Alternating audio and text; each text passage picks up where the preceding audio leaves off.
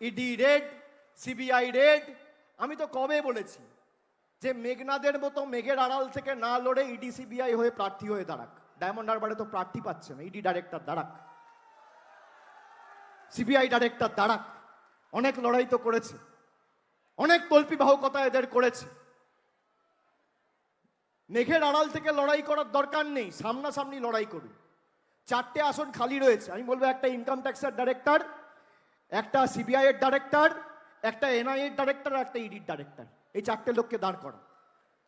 দেখুন বাংলার ক্ষমতা কি, আপনার কাছে সব রয়েছে। কেন্দ্রে প্রার্থী নিয়ে ওরাই টেনশনে আছে, আমরা কোনো টেনশনে নেই। কারণ প্রথম লিস্টে এবং দ্বিতীয় লিস্টে অভিজিৎ গাঙ্গুলি, রেখা পাত্র, রাজমাতা, এদের দেখেই ওদের যা অবস্থা হয়েছে, প্রেসার এখন 180 120-তে চলে গেছে। কোনো ওষুধেই প্রেসার নামছে না। কে? হরিদাস পাল বলছে।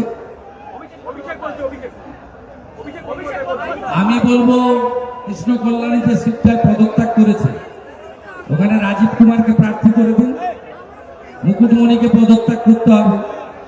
সেখানে যদি কেউ থাকে আপনাদের করে দেন।